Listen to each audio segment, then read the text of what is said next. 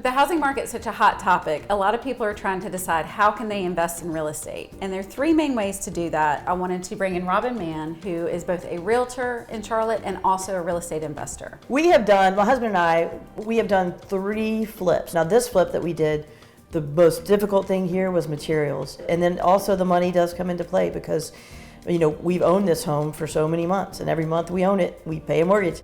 The first way that a lot of people think is purchasing real estate to rehab it, to improve it, and then flip it for a profit. A lot of times that financing looks like finance in the repairs or just to purchase the property, understanding that it's going to be a short-term loan. To find a good property to invest in, there's a lot of factors you need to look at.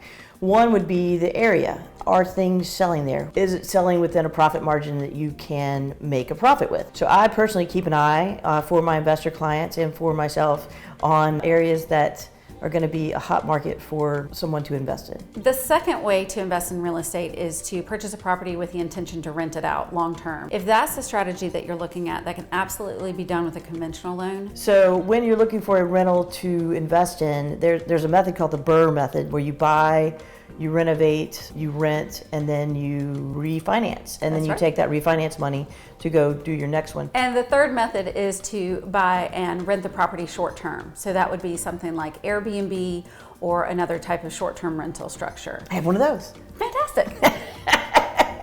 So from that standpoint, if the intention is to only rent it, then it does need to be purchased as an investment property. If, however, you have some personal use of the property, it can actually be purchased as a second home with as little as 10% down. The rates are a little bit better, and then you can do short-term rental for a week or maybe a month at a time. On the property, we have a long-term rental in the front house, and then we built a tiny house in the back. Our tiny house actually makes more income than our front house. When you're financing an investment home, if it's going to be a flip, sometimes people are actually financing the improvement of the home into the loan, or they might be paying cash for those improvements.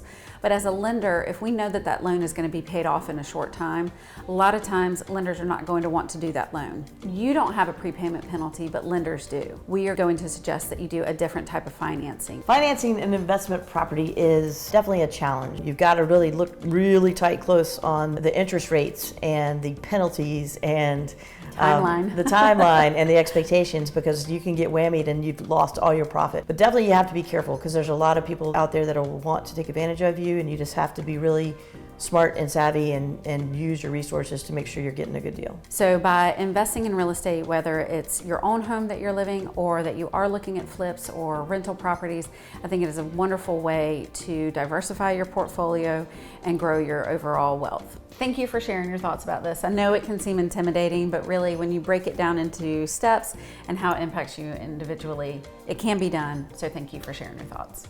You are so welcome.